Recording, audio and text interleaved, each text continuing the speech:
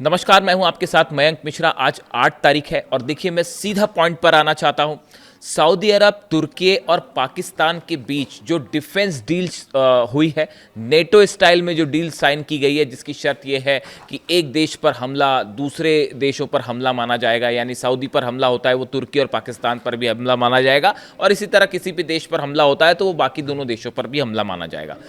इस defence deal के sign होने के बाद, जिसका नाम मेक्का जॉइंट डिटरेंस एग्रीमेंट रखा गया है, जो एर्दोगन, मोहम्मद बिन सलमान और शहबाज शरीफ के बीच में हुआ, इस एग्रीमेंट के बाद मेरे पास कम से कम 1000 लोगों के ये कमेंट्स आ चुके हैं वीडियोस पे अलग अलग, कि आप इसको किस तरह से देख रहे हैं। इस पूरे जो नया ये एक संगठन बन रहा है, ये जो डील हुई है, इसके पीछे का मकसद क्या है और इसकी इनसाइड स्टोरी क्या है। मैं इसीलिए इस पर ये वीडियो बना रहा हूं क्योंकि बहुत सारे लोग ये सवाल कर रहे हैं कि आप इसको कैसा देख रहे हैं। सबसे पहले मैं शुरुआत ये करना चाह रहा हूं कि इसको लेकर ईरान की तरफ से क्या प्रतिक्रिया आई है। ईरान ने सऊदी को क्या जवाब दिया है इस नेटो, जो मुस्लिम नेटो कहा जा रहा है सो कॉल्ड। देखिए, पहली बात तो मेरी व्यक्तिगत राय अगर आप जाने, ईरान को किसी भी ऐसे संगठन में शामिल किए बिना वो संगठन कभी सक्सेसफुल नहीं हो सकता। इस बात को आप नोट करके रखिए। मिडिल ईस्ट का किंग अब ईरान है, मिडिल ईस्ट का बॉस अब ईरान है, इस बात को नोट करके रख लीजिएगा। आगे बढ़ते हैं, ईरान ने क्या जवाब दिया है। Iran has reacted sharply to the new Saudi Arabia Turkey Pakistan mutual defence pact, warning Riyadh that a paper agreement with Turkey and Pakistan will not guarantee its security. ईरान ने सीधा सीधा चेतावनी दे दी है सऊदी अरेबिया को और यह कहा है कि अगर कोई पेपर डील आपने साइन कर ली पाकिस्तान या तुर्की के साथ मिलकर, तो ये इस बात की कोई गारंटी नहीं है कि आप सुरक्षित रहोगे। सीधी चेतावनी आई है ईरान की सऊदी अरेबिया के लिए कि पेपर साइन करने से कोई देश सुरक्षित नहीं हो जाता। The landmark deals states that an attack against one country will be regarded as an attack against all three. The warning comes amid escalating Iran-US tension and reports that the Tehran threatened to retaliate against Gulf countries' energy infrastructure if Iranian power plants were attacked. Iran ने एक बार फिर साफ कर दिया है कि अगर Iran के पावर प्लांट्स पर हमले होते हैं तो पूरे अरब देशों के पावर प्लांट तबाह कर दिए जाएंगे, एक भी पावर प्लांट नहीं बनेगा। यानी ईरान ने ये जो नया पैक्ट हुआ है सऊदी, तुर्की और पाकिस्तान के बीच में, इसको लेकर ईरान ने बड़ा एग्रेसिव कमेंट दिया है और ये कहा है कि ये असल में, देखिए, इसके पीछे बड़ी साजिश है। मैं आपको समझाता हूं, लेकिन पहले ईरान का पक्ष रखना ज़रूरी है कि ईरान इसमें क्या चाह रहा है। देखिए, इसमें ईरान की तरफ से 2-3 बातें साफ कर दी गई। पहली बात, सऊदी को सीधी चेतावनी दी गई है। ये काफ़ी समय बाद हुआ है ऐसा जब ईरान ने सीधा सीधा सऊदी को वार्निंग दी है। देखिए, अब तक क्या हो रहा था कि ईरान जो है वो अरब देशों को वार्निंग दे रहा था कि अगर हमला होगा तो आपके इंफ्रास्ट्रक्चर पर हमला होगा, या जॉर्डन, बहरीन या जो है वो कुवैत पर हमले होंगे। लेकिन ये काफ़ी दिनों बाद, आप देखिए, पहला मौका है जब ईरान ने सीधा सऊदी को चैलेंज किया है, सऊदी को वार्निंग दी। जिसके बाद ये भी सवाल उठने लगे हैं कि क्या अब आगे ये जंग का रूप धीरे से अमेरिका पीछे हो जाएगा और ये सऊदी वर्सेस ईरान तो नहीं होने जा रहा। खैर, अभी इसका कुछ कह नहीं सकते इसको लेकर, लेकिन फिलहाल जो है बात की, ये ईरान का पॉइंट ऑफ व्यू था। अब आप देखिए, कुछ चीज़ें बड़ी गौर करिए। डोनाल्ड ट्रंप ने हाल ही में एर्दोगन से मुलाकात की थी तुर्की में। दोनों के बीच में काफ़ी चर्चाएं होती हैं। मोहम्मद बिन सलमान की डोनाल्ड ट्रंप से जो है वो फ़ोन पर लंबी बातें होती हैं और शहबाज शरीफ और मुनीर से तो होती है। ऐसे में क्या आपको ये लगता है कि ये जो संगठन नया बना है, मेका जॉइंट डिटरेंस एग्रीमेंट, जो सऊदी, तुर्की और पाकिस्तान के बीच में हुआ है, ये क्यों बनाया गया? इसका मकसद क्या है इसको बनाने का? क्या ये इजराइल के खिलाफ संगठन बना है? बिल्कुल नहीं बना, बिल्कुल नहीं बना। इस संगठन से इजराइल के लिए कोई समस्या नहीं है। जब तक अमेरिका बैठा है, ये जो संगठन बना है इजराइल के खिलाफ नहीं बना है। देखिए, इसका ईरान को लेकर क्या रुख होगा और इसका अमेरिका को लेकर क्या रुख होगा, ये जो चीजें हैं, ये 2 सवाल ऐसे हैं जो बेहद अहम है। अगर आप मुझसे व्यक्तिगत राय पूछें तो ये संगठन जो आनन फानन में तेजी से बनाया गया और इन हालात में बनाया गया जब हूती जो है वो नजरान में हमले कर रहे हैं, हूती जो है वो ये दावा कर रहे हैं कि हमने सऊदी के अलाइंड फोर्सेस के 100 लोगों को मार दिया है, हूती ये दावा कर रहे हैं कि हमने 12 टैंकर सऊदी के जला दिए हैं, सारे पोर्ट सऊदी के बंद कर दिए गए हैं और सऊदी का एक बूंद तेल बाहर नहीं निकल पा रहा, सऊदी अपनी रक्षा करने की हालत में है नहीं। ये तो तब है जब हूती हमला कर रहा है, ईरान ने तो हमला किया ही नहीं। ईरान की मिसाइल्स जब सऊदी में गिर रही हैं तो इंटरसेप्टर्स खत्म हो चुके हैं, लगभग जो है बताया जा रहा है 70% इंटरसेप्टर्स जो है सऊदी के खत्म हो गए, अमेरिका वाली जो पेट्रियट मिसाइल्स थी। तो ऐसे में देखिए, पहली बात तो ये कि सऊदी को अपनी चिंता सता रही है, सऊदी ये बात समझ चुका है कि अमेरिका जो है वो रक्षा नहीं कर सकता, डोनाल्ड ट्रंप किसी भी अरब देश की रक्षा नहीं कर सकते। अब ये फैक्ट है, ये ट्रुथ है, अब इसको लेकर कोई कंफ्यूजन किसी को नहीं होना चाहिए। ये बात हम शुरू से कह रहे थे, ये बात 2 साल से मैं आपको बता रहा था कि अगर आप हमले करोगे ईरान के ऊपर तो अरब पर ऐसा हमला होगा और अमेरिका बचा नहीं पाएगा। 2 साल से हम आपको ये बात समझा रहे थे, लेकिन अल्टीमेटली देखिए वो बात सच साबित हुई ना। तो अब ये पूरा अरब देश समझ चुके हैं, जॉर्डन समझ गया, बहरीन समझ गया, कुवैत, और किसी को शक है तो देख लीजिए जाके इन देशों में बेसिस का क्या हाल है। जहां मर्जी होगी ईरान वहां मिसाइल मारेगा और आप नहीं रोक पाओगे। बात नंबर 1। तो सऊदी को अपनी सिक्योरिटी की चिंता है कि भाई अमेरिका तो कर नहीं सकता तो कुछ दूसरी चीज़ से सिक्योरिटी की जाए, तो इसलिए ये एक पैक्ट साइन किया गया है कि किसी तरह से जो है दूसरे देशों से जो है मदद मिलेगी, हथियारों की मदद मिलेगी, संभवतः ऐसा सोचता होगा सऊदी।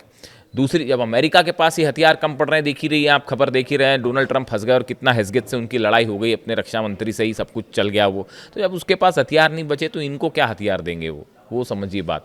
तो सऊदी को पहले अपनी सुरक्षा की चिंता, बात नंबर 1। बात नंबर 2, सऊदी को ये भी लगता है कि ऐसा पैक्ट हो जाएगा तो कल को ईरान के ऊपर दबाव बनाना है या हूती पर दबाव बनाना है या कोई ऐसी सिचुएशन खड़ी हो जाए जिसमें वॉर हो जाए मिडिल ईस्ट में बड़ा, तो उस समय तुर्की और पाकिस्तान और दूसरे देश जो इसमें शामिल हो जाएं, और भी शामिल हो जाएंगे शायद, वो दबाव बनाने के काम आएंगे, कम से कम एक सपोर्ट तो देंगे, सऊदी को बचाने की कोशिश तो करेंगे, बायलैटरल टॉक करके और किसी तरह से बातचीत, हस्तक्षेप करके ईरान को रोकेंगे तो कल को ईरान ने हमला कर दिया तो। ये बात नंबर 2। लेकिन जो तीसरा पॉइंट है ये बेहद अहम है, इसको ध्यान से समझिए। तुर्की जो है वो नेटो का सदस्य है, सऊदी नहीं है, पाकिस्तान नहीं है। सऊदी जो है वो नेटो का सदस्य नहीं है, लेकिन तुर्की जो है वो नेटो का सदस्य है। और नेटो क्या कहता है? नेटो का नियम ये कहता है कि एक देश पर अगर हमला होता है तो वो सब पर हमला माना जाएगा। अगर कोई देश जंग में कूदता है और उस पर स्ट्राइक हो रहे हैं तो वो सबके खिलाफ जंग मानी जाएगी। इसी वजह से आप देखिए यूक्रेन जो अब तक सामना कर पा रहा है रूस का, ये क्या यूक्रेन वर्सेस पुतिन जंग हो रही है? ये रूस वर्सेस नेटो की जंग है। अमेरिका हथियार दे रहा है, नेटो के जितने देश हैं, जर्मनी, इटली, ये सब के सब हथियार दे रहे हैं साहब। इसीलिए जेलेंस्की अब तक जंग कर पा रहे हैं, वरना यूक्रेन तो कब का ये जंग हार चुका था। तो ये नेटो वर्सेस रूस की जंग है। तो आपने क्या किया कि तुर्की नेटो का सदस्य है, तुर्की के खिलाफ जंग मतलब नेटो के खिलाफ जंग मानी जाएगी। अब तुर्की का पैक्ट हो जाता है, सऊदी से करवा दिया जाता है, यानी सऊदी पर हमला माना जाएगा तुर्की पर हमला, और तुर्की पर हमला माना जाएगा नेटो पर हमला। यानी ये एक रास्ता बनाया गया है कि कल को सऊदी को बचाने के लिए नेटो आए तो वो अपनी फोर्सेस भेज सके, अपने एयरप्लेन भेज सके, अपने डिफेंस सिस्टम भेज सके, अपनी मिसाइलें भेज सके। समझ रहे हैं आप इस बात को? क्लियर है या कंफ्यूजन है कोई? देखिए, तुर्की पर हमला यानी नेटो पर हमला माना जाएगा, ठीक है। ये जो नेटो का नियम है खुद ये कह रहा है कि तुर्की किसी भी सदस्य पर हमला तो तुर्की पर हमला यानी नेटो पर हमला। और अब ये डील होने के बाद, ये मेका जॉइंट डिटरेंस एग्रीमेंट के बाद, सऊदी पर हमला यानी तुर्की पर हमला माना जाएगा, और तुर्की पर हमला यानी नेटो पर हमला, तो फिर नेटो भी सऊदी की मदद कर सकता है तुर्की के जरिए खास तौर पर। यानी एक देखिए मिडिल ईस्ट में हकीकत क्या है? हकीकत ये है कि अमेरिका और इजराइल का तो खैर ईरान से अब कोई मुकाबला ही नहीं है। ईरान जब चाहे वो इजराइल को घुटनों पे ला देगा, जब चाहे तब। अकेले जंग करने की हिम्मत ही नहीं। आप दुनिया के किसी डिफेंस एक्सपर्ट से जाके पूछ लो, क्या इजराइल ईरान के साथ अकेले जंग कर सकता है? बिल्कुल नहीं कर सकता। नेतन्याहू, इजराइल, मोसाद, सब ये जंग हार चुके हैं। ये मैं डंक की चोट पे कहने को तैयार हूं और मुझे किसी ये कहने में कोई हर्ज नहीं है। कौन सा डिफेंस एक्सपर्ट आप ले आए, क्या कर पाए इजराइल के जेट्स, बताइए? और अगर अकेले लड़ ले तो उसके बाद तो वो हाल होगा जो जॉर्डन, कुवैत और बहरीन का हुआ। इतना ठोकेगा ईरान। और अभी तो वो सब हथियारों का जिक्र ही नहीं हो रहा है जो चाइना, रशिया ने भेजे, और उनकी जो नई टेक्नोलॉजीज है उसके बारे में तो अभी बात ही नहीं है। बड़े सारे हथियार तो अभी यूज भी नहीं किए गए। खैर, तो अब जो है अमेरिका अकेले मुकाबला नहीं कर सकता ईरान का, ये बात साबित हो चुकी। शुरू में ये सोच के चल रहे थे कि बस 48 घंटे में निपटा देंगे हम ईरान को, आज 5 महीना हो गया, खत्म हो गया। आगे देखिए कैसी हार्मूज में कैसी हालात है, गिड़गिड़ा रहे हैं डील के लिए। लिटरली गिड़गिड़ाना शब्द होता है ना, देखिए मैं ज़्यादा चीखना चिल्लाना करता नहीं, तो मैं प्रेम से ही बात करता हूँ। तो ऐसा है कि वो जो गिड़गिड़ाना शब्द होता है ना, जो गिड़गिड़ाना, वो वाली हालत है अमेरिका की हॉर्मूज में। और ईरान ने कह दिया साहब देखो आपसे तो हम कोई बात ही नहीं कर रहे, हमको खोलना होगा हॉर्मूज तो खोलेंगे, नहीं खोलना होगा तो नहीं खोलेंगे। और पहली वाली सिचुएशन तो आप एक्सपेक्ट मत करो कि पहली वाली सिचुएशन में हॉर्मूज चला जाएगा, है ना। तो अब ये दुनिया, ये मिडिल ईस्ट की एक डेट थी 28 फरवरी, जिस दिन आपने अली खामेनी साहब को शहीद किया था, उसके बाद से अब मिडिल ईस्ट का इतिहास बदल गया and Iran is the boss. इस बात को गांठ बांध लीजिए आप। मिडिल ईस्ट में कोई भी मुस्लिम नेटो शब्द का इस्तेमाल हो रहा है इस शब्द के लिए, इस ऑर्गेनाइजेशन के लिए। मुस्लिम नेटो शब्द में, इस शब्द में ये शब्द तब सार्थक हो पाएगा जब ईरान की सेना इसमें शामिल होगी। मिडिल ईस्ट का कौन सा देश ईरान का मुकाबला कर सकता है, आप मेरे को बताओ। एक मेरे को मुस्लिम देश का नाम बता दो यहां पर जो ईरान का मुकाबला कर सकता है। बताओ, आप बताओ मेरे को, कमेंट करके बताओ, मैं कमेंट देता हूं आपको। कमेंट करके बताइए कौन सी देश, कल को सऊदी और ईरान की जंग हुई, 48 घंटे में क्या हाल होगा सऊदी का अंदाज लगा लीजिए आप। बताइए कोई अरब देश मुकाबला कर सकता है? अरे अमेरिका मुकाबला नहीं कर सका, मिल के वो उसने 12 देशों पे जो है ठोक रखा है ईरान ने। तो पूरा अरब और अमेरिका मिलके, इजराइल मिलके 5 महीने में क्या कर पाए आप ईरान का? तो सऊदी अकेला क्या कर लेगा साहब? इसीलिए ये पैक्ट हो रहा है। और ये एक बहुत ही बड़ा प्लॉट है। ये कुछ लोगों का कहना है कि इससे इजराइल घबराएगा। अरे डोनाल्ड ट्रंप हमला करने देगा इनको, जो एर्दोगान से हाथ मिलाते फिर रहे हैं, सलमान से लगातार बात कर रहे हैं, पाकिस्तान से लगातार बात, वो इजराइल पर हमला करने देंगे इस संगठन को? बिल्कुल नहीं। हमेशा देखिए इजराइल की आलोचना की है, जो मुस्लिम कंट्रीज़ का जो ऑर्गेनाइजेशन है उनकी तरफ से और ये मुस्लिम देशों की तरफ से हमेशा सिर्फ इजराइल की आलोचना हुई है। फिलिस्तीन में इतने हज़ारों लोग मारे गए, हज़ारों बच्चे मारे गए, उनकी सिर्फ आलोचना हुई है। वेस्ट बैंक पर लगातार ऑपरेशन जारी है इजराइल का, लेबनान पर लगातार हमले जारी हैं, सीरिया पर ऑपरेशन जारी है, गजा में क्या हो रहा है आप देख ही रहे हो। हीनियस क्राइम है, वॉर क्राइम्स हो रहे हैं गजा में। मुस्लिम देशों की तरफ से सिर्फ आलोचना हो रही है। हिम्मत करने वाला सिर्फ एक देश रहा जो मिसाइल मार रहा है, वो ईरान मार रहा है। भूलना मत इस बात को। अली खामेनी साहब ने हमेशा कहा जब ज़रूरत पड़ेगी हम युद्ध के लिए भी तैयार हो जाएंगे। लेबनान के लिए भी वो जंग के लिए तैयार हो गए, गजा के लिए भी जंग के लिए तैयार हो गए। इसीलिए खामेनी साहब थे। अब ये जब मैं मीटिंग्स देखता हूँ ना ऐसी, मतलब टू बी वेरी फ्रैंक भाई, देखो मेरे को जो लगता है मैं अपनी राय बता रहा हूँ, आपको ठीक लगता हो तो स्वीकार करिए, वरना आपकी आलोचना का भी स्वागत है। चूंकि ये पब्लिक प्लेटफॉर्म है इसलिए मैं आपकी आलोचना का भी स्वागत करता हूँ। देखिए मैं बिल्कुल ऐसा नहीं चाहूँगा कि कोई मेरी आलोचना करे तो मैं उसको स्वीकार नहीं करूँ, बल्कि हमको दूसरों के विचारों को हमेशा स्वीकार करना चाहिए। अच्छे शब्दों में, साफ सुथरे शब्दों में अगर कोई आलोचना कर रहा है तो उसका बिल्कुल स्वागत है साहब। ये डेमोक्रेसी यही है, ओपन जो विचारधारा है वो यही कहती है कि आप मेरी आलोचना करेंगे मैं बिल्कुल स्वीकार करूँगा। जब ऐसे डील्स में होते देखता हूँ ना, तमाम जो नेता इस पूरी जंग में इन्वॉल्व हैं, चाहे अरब देशों के हो, चाहे अमेरिका हो, इजराइल हो, इन सबको देखने के बाद देखिए ऐसा लगता है कोई भी कदम होता है उसमें किसी तरह की साजिश नज़र आने लगती है। सामने कुछ और हो रहा है, पर्दे के पीछे कुछ और हो रहा है, डिफेंस डील हो रही है तो किसके मन में क्या प्लान है, ट्रम्प की क्या साजिश है, इजराइल की क्या साजिश है। आप देखिए एक शख्स थे सिर्फ अली खामेनी साहब, जिनकी मंशा पर कभी कोई शक नहीं करता था, दुश्मनों को भी शक नहीं था। उन्होंने कह दिया कि साहब मैं जो सामने वो पीछे मैं बात नहीं करूंगा मतलब नहीं करूंगा, मैं डील नहीं करूंगा मतलब नहीं करूंगा। उन्होंने कहा था अमेरिका से बात करने का कोई मतलब नहीं है। आज देखो आज क्या हालात है, इतनी जंग हो चुकी, इतनी जंग हो गई इतने दिनों बाद, 5 महीने की जंग देखिए। इतनी जंग के बाद क्या वो बात सही साबित हो रही है, नहीं हो रही है कि डील का कोई अंदाजा, बातचीत का कोई नतीजा निकल रहा है? नहीं निकल रहा। तमाशा बना रखा है कि बस अब जंग हो रही है, नहीं अब बात अच्छी हो रही है, नहीं आप सीज फायर कर लेते तो ऐसा कर लेते। बात सच साबित हुई ना अली खामेनी साहब की, ये विजन था उनका, इसीलिए he was the supreme leader and that's why I like Ali Khamenei साहब।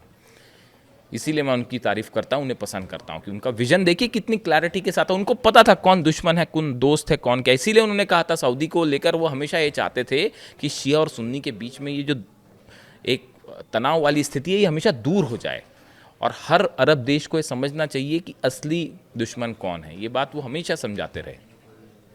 खैर, तो अभी देखिए मुझसे चूंकि इस ऑर्गेनाइजेशन के बारे में बोला गया था, इस डील के बारे में पूछा गया था, मक्का जॉइंट डिटरेंस एग्रीमेंट के बारे में आपकी क्या राय है? मेरी बड़ी साफ राय है कि ये अमेरिका के बैकिंग के साथ एक एग्रीमेंट किया गया है जिसका लक्ष्य है ईरान और हूती या हिजबुल्ला ऐसे संगठनों को काउंटर करना, ये कोई बड़ा इजराइल के खिलाफ कुछ नहीं है, भूल जाइए। और ये चूंकि अकेले अमेरिका मुकाबला नहीं कर सकता, इजराइल मुकाबला नहीं कर सकता, तो अरब देशों को ईरान के खिलाफ खड़े करने की, और ज़रूरत पड़ी तो इन देशों को आपस में जंग में शामिल करने की। हॉर्मुज़ खुल नहीं पा रहा तो बोले क्या एक पैक्ट करवा देते हैं, चाहे ताकि मिल के हॉर्मुज़ खुलाएं। खुद बैठे बैठे वहाँ तमाशा देखो, खुद की उधर जनरल डेन कैन कह ही रहे हैं अमेरिका की कि जो है वो बाहर निकलना चाहिए, अब कैसे युद्ध से बाहर निकला जाए। तो ये एक बड़ा प्लान है ईरान के खिलाफ एज ऑफ नाउ जो स्थिति लगती है। कमेंट करके आप बताइए आपको क्या लगता है, और आपके सारे कमेंट्स मैं पढ़ूंगा और जवाब देने की भी कोशिश करूंगा। Thank you so much.